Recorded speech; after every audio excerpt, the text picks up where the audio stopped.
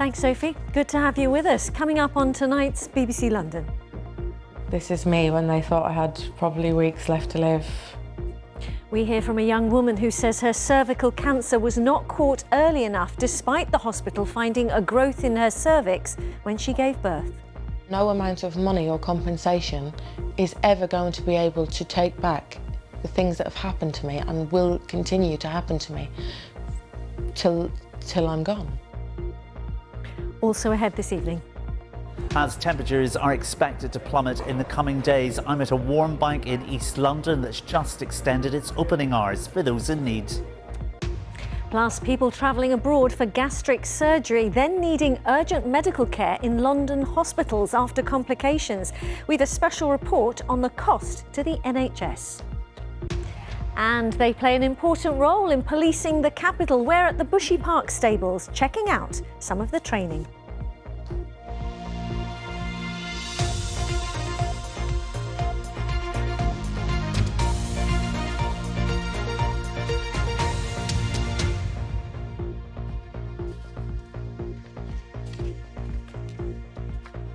A very warm welcome to you. We start tonight with the story of a young woman from Hertfordshire who says her cervical cancer went undiagnosed for months because a hospital didn't follow up her case and considered her to be from the travelling community. Angelina Devlin, who was only 20 when the disease was discovered, is calling for smear tests to be offered earlier than the current age of 25. She's been speaking to Alice van der Kravi. This is me when they thought I had probably weeks left to live. Last year, I was very, very unwell. Angelina was 20 when she gave birth to her son after labour that was made more painful than it should have been because of a tumour on her cervix, a growth the medical team had identified but that Angelina was unaware of. They left me go in labour for 32 hours, which was excruciating because obviously I had a baby's head on a tumour. It was agony. I was mocked by the nurses and midwives. When you say you were mocked by the nurses, what do you mean? When I was crying in pain, they were basically sniggering, saying, you know, you're over-exaggerating, you couldn't be in that much pain, you're not having contractions. When my son was born, they made me apologise. And after that, Watford General Hospital did not follow up with a referral as they should. 7.5 months later, and in terrible pain, Angelina was eventually diagnosed with cervical cancer. In a letter from the hospital, they say, "This girl comes from the travelling community and was lost to follow-up. Clearly, we have missed an opportunity to diagnose and treat this girl at a much earlier stage of her cancer." They didn't send me a letter because they thought that I was from the Gypsy Traveller community and that I wouldn't have an address, although the address that we're in today is the same address that I've had the whole time. I'm a settled person. How do you feel about that? Worthless. That's how it's made me feel. Like my life is really worth nothing. Traumatised, scared. Angelina went through intensive chemo and radiotherapy, but the cancer returned, and she's since had extensive surgery and several life-threatening episodes, including 2 bouts of sepsis. Now in remission, she wants other young women to access smear tests and to be believed when they say something is wrong. If a woman goes to a doctor and says, I'm feeling this way and I'd like you to give me a speculum examination and a pap smear, that she should be entitled to have one, you know. It's not a case of you can't get cervical cancer before the age of 25. I'm here to tell the tale. Angelina says West Hertfordshire NHS Trust offered her £5,000 in compensation, which she's turned down. A spokesperson for the trust said, "We are sorry Ms Devlin has not been satisfied with her experience. However, we do not believe it is right to comment on individual cases or claims against the Trust. If representatives for Ms Devlin contact us, we can discuss how to progress her claim." No amount of money or compensation is ever going to be able to take back the things that have happened to me and will continue to happen to me till I'm gone. And my son is going to have to live without a mother and has lived without a mother for pretty much most of his life, all of his life, because of their actions. Alice Bandukravi, BBC London. We've plenty more ahead this Monday evening, including... You'll have seen mounted police carrying out important roles around the capital at football matches and riots to find out how all the training begins here at Bushy Park.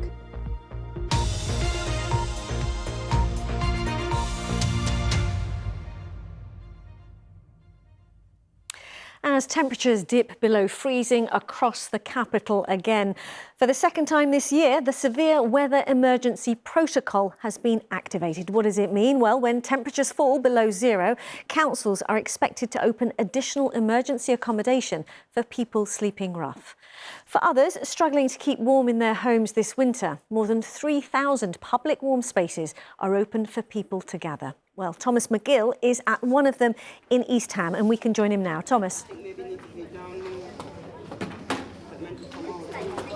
Yes, thank you, Riz. Well, warm spaces like this one here at East Ham Library became really popular during the cost of living crisis when bills began to rise. And as you can see, yet again, as temperatures begin to plummet in the coming days, they are busy once more.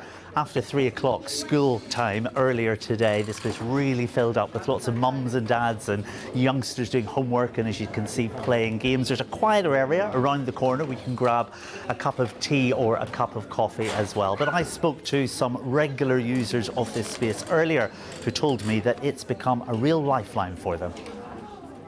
It started last year for me. It's nice to know that I can come in here from the times that they've set, you know, and if I feel like a cup of tea or coffee, rather than going to a cafe, I'd come here and I can have another nice chat with the team.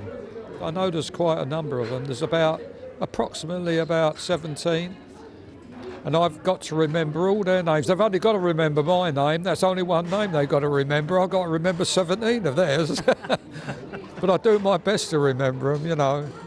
It's so warm and welcome, and it's comfort for you to be here. There's everything here. There's information, there's tea and coffee, biscuit. There's always someone here to talk to. And how often do you bring the girls down then, Esther and Paige? Every day. Even on Sunday, sometimes we're here. It's comfort. You're saving electric of paying the bills £200 a month. That can be reduced by being here for 4 hours, 3 hours. So yeah, and even after school, I'm here.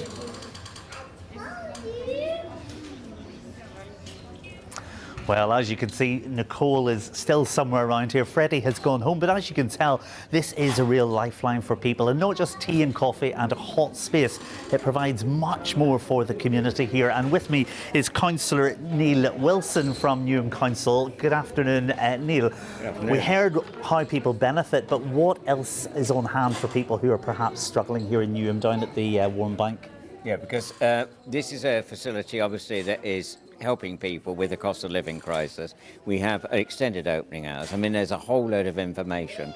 We're trying to make certain people have as much information as possible, not only to help with heating bills, but we've got our Newer Money, which is a service here as well. And it is about how we try to make certain that people maximise sometimes very limited incomes, but also actually have a non-judgmental an approach that they're listened to and they feel valued. And that it is important that we actually do as far as we can as a council to make certain that people not only help with their heating bills, but get advice on how they might do other things to help themselves. Absolutely. There's a real balance. You've had to extend your opening hours as well. Briefly tell me about that. Yeah, so the opening hours are for 6 months we're extending the opening hours. That's had a beneficial effect. So obviously, greater use of the libraries, people being more aware. And there's a great power of the word of mouth. So we can have as many leaflets as possible. But by people dropping in, seeing what's available, it's grown and it's been a really positive impact. But it does mean that we do need to make certain that people are dealt with is the wrong word, but talked to in a very non-judgmental way about how they actually can achieve more. Indeed. Well, we'll in a time. leave it there for now because, of course, these people at 8 o'clock tonight will be able to go home, albeit perhaps a cold one. But what about those who are on the streets, rough sleepers in Newham and across the city? Well, the Mayor has just activated the second SWEP this year, which is the Severe Weather Emergency Protocol.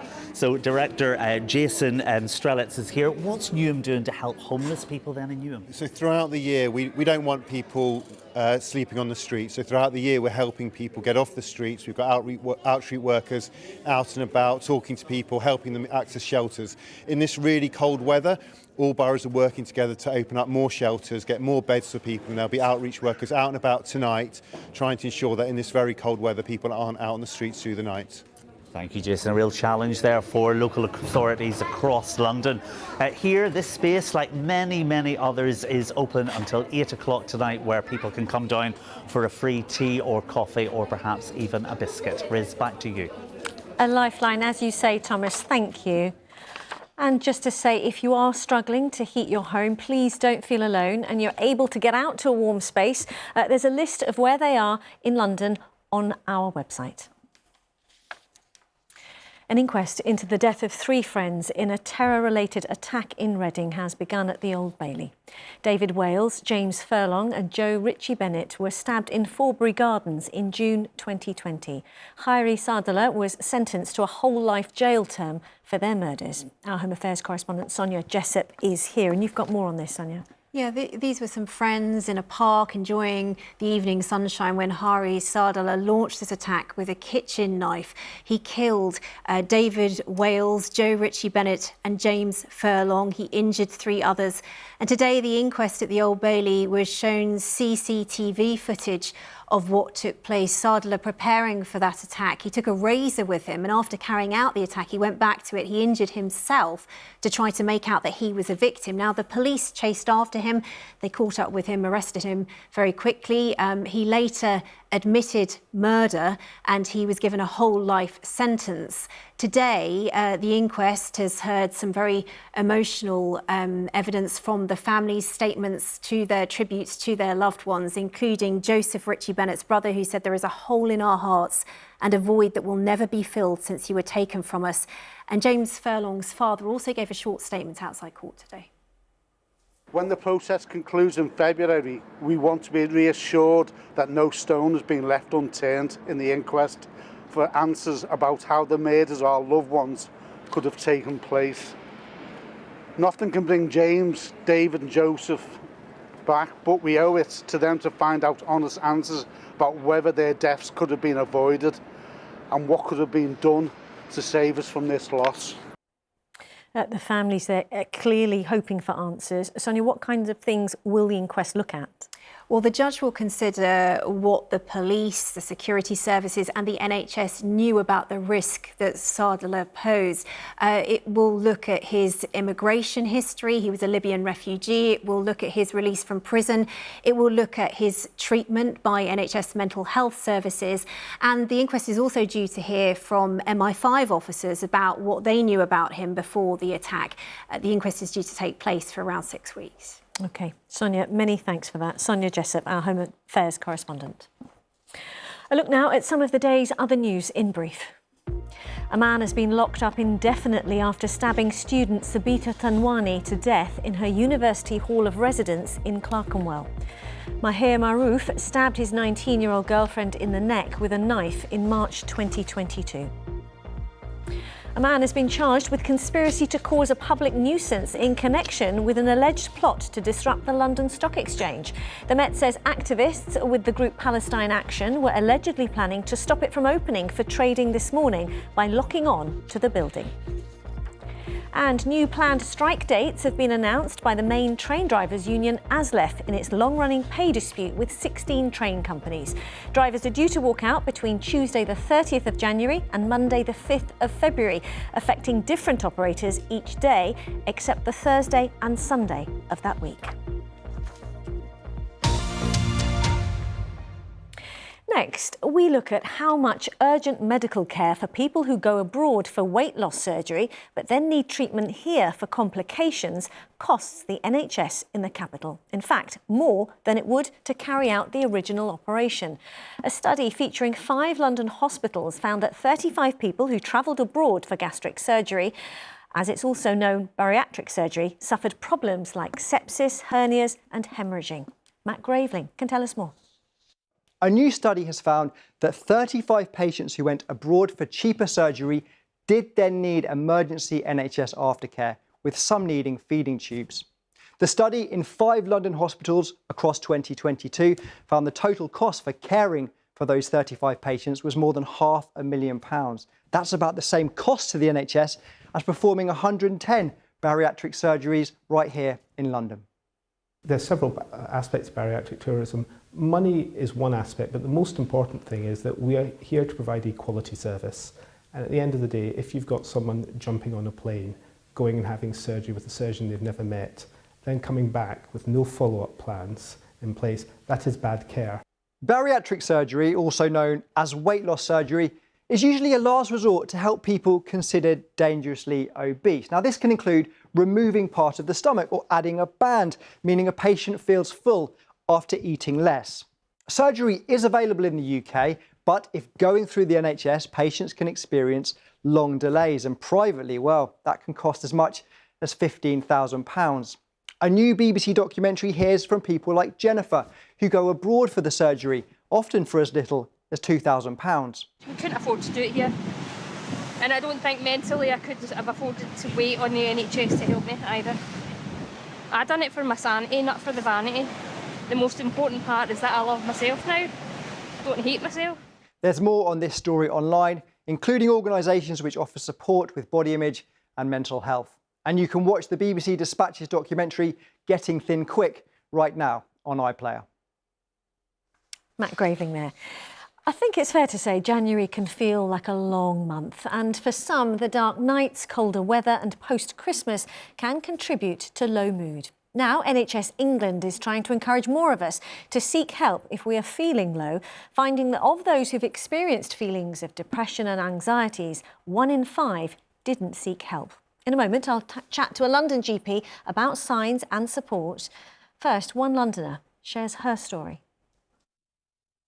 Hello, my name's Harmeet Kaur, and I first discovered that I was suffering from depression when my father passed away almost 20 years ago. I started to feel quite alone, very sad, didn't really know how to process my feelings, didn't know who to turn to, didn't know where to kind of reach for help, and felt at times that maybe nobody else understood what I was going through and how I was feeling.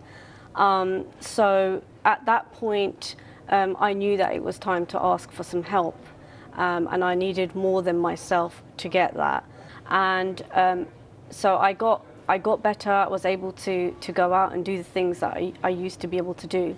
However, what happened was that I went through a period where I experienced infertility, and at this point I actually miscarried twins.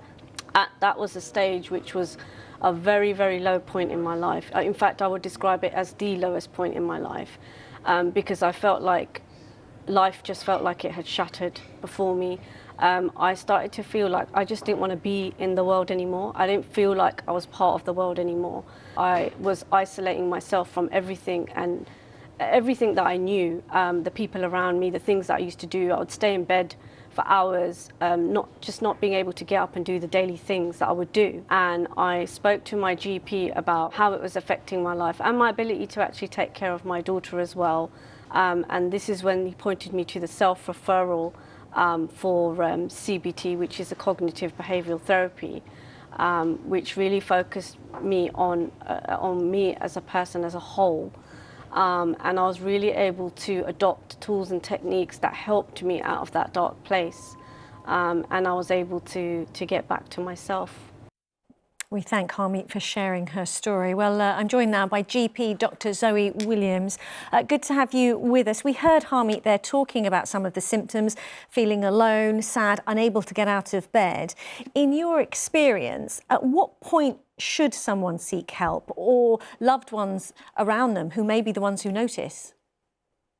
I think you should seek help probably earlier than most people think. I often experience with my patients that they think, they wait till things get worse before they seek help. And actually, the NHS talking therapies, which is free and confidential for us all, they have a whole different range of therapies that are available. And they do have one-to-one counselling or one-to-one CBT, like we just heard about there. But they also have a whole range of self-guided support, which is online courses or even books that you work through, but with the support of a professional checking in on you.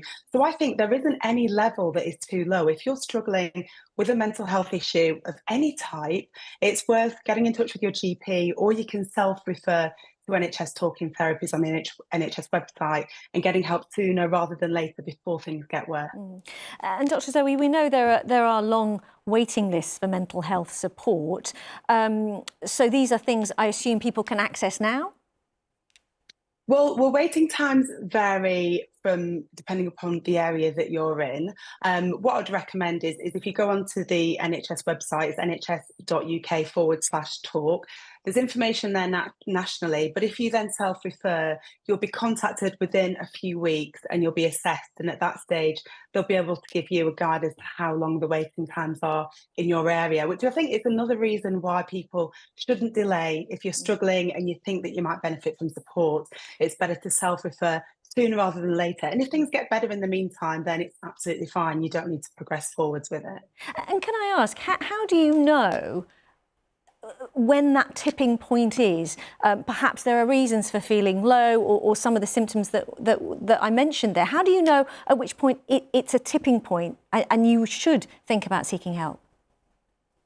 It's really difficult to know, and for some people, these things present very much as emotional symptoms. They can present as physical symptoms.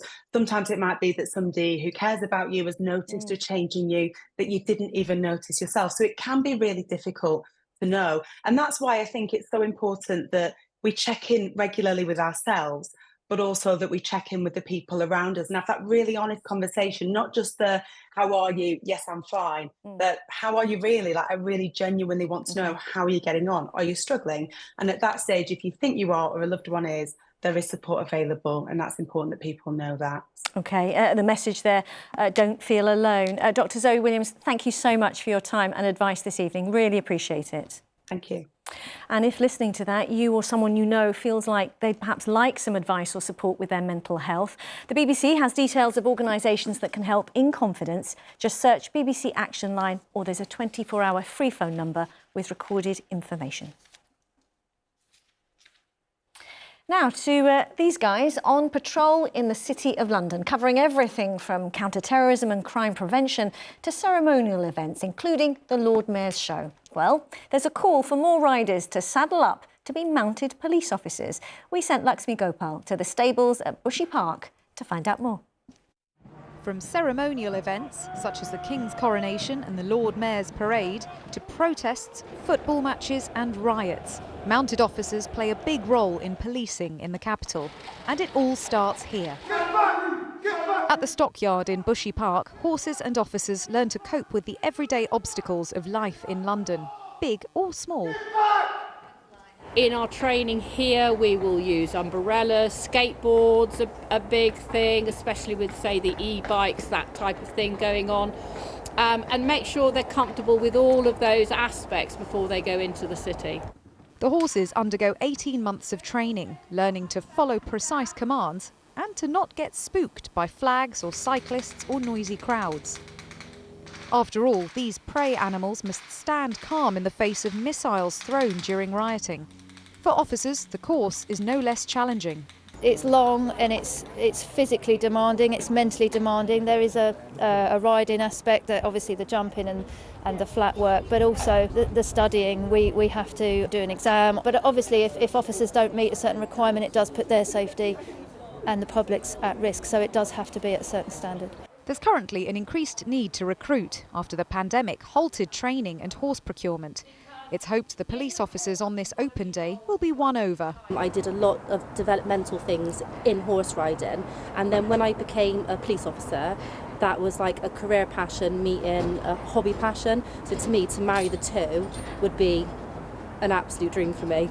You see officers and horses actually put in situations where they would never normally be, and they're calm and collected and unflappable, and nothing phases them. And I think that's something that's like really impressive. Absolutely love animals. I love engaging with the public, and I love a bit of public order. So this is a really good mix, I think, for me. So I think this could work perfectly. Of course, it's not just about public order, but public engagement. City officers say mounted police play an important role in engaging with the community because people are more likely to come up to them, say hello and open up. And you can really see why. With the help of the gruelling, unseen work at the stockyard, mounted officers continue to be key to visible policing on the streets. Laxmi Gopal, BBC London. Right, the weather's a big talking point today, isn't it? Georgie's here with all we need to know. Hi. Hi, Riz, thank you. Yes, well, Blue Monday, so-called Blue Monday for many, but will we have a White Wednesday? More about that in just a moment. It's certainly chilly. A lot of blue skies over the capital today. This was a scene in Kingston, but yes, it's cold, isn't it? The isobars show that it's perfect. You can see the air coming straight down from the Arctic. That is set to stay with us for the next few days. And combined with a very dry air mass as well, the radar picture from earlier today shows just how little moisture is in the air at the moment. So what does that mean for, overnight tonight? It means it's going to be dry, it's going to be cold and extremely chilly. I think we can see lows tonight down to -4, maybe even -5 Celsius in more sheltered spots. So that means a risk of widespread frost and of course ice as well. A lot of standing water around after the rain over the last few weeks. So for tomorrow morning, a frosty, icy, but a sunny start to the day. And actually, weather-wise, very much like today, plenty of winter sunshine, a touch milder than today, but you probably won't feel that, highs reaching around 4 Celsius. Now, it's tomorrow night into Wednesday. There's still some uncertainty. Of course, we will keep you posted. We've got the issue of cool air sitting over us, or rather cold air, and then a frontal system pushing up from the south. So that means the risk of some light snow flurries, some wintry showers, probably not amounting to much, but of course, we will keep you posted as we know more. Further risk of light wintry showers on Wednesday. Behind it, cooler and brighter. And yes, very cold again with highs at just 3 Celsius. Remaining cold for Thursday. We've got high pressure, very much in charge. So little variation in conditions for Thursday and Friday. Cold and sunny, but for the weekend, turning wetter, milder and also windier. Rose, back to you. Georgie, thanks for that. And that is it. More on our website. Everything from the fresh train strike dates to the busker on a mission to play outside every London Underground station for charity. Find out how he's getting on. From me and all the team here, thanks very much for watching. Take care. Bye-bye.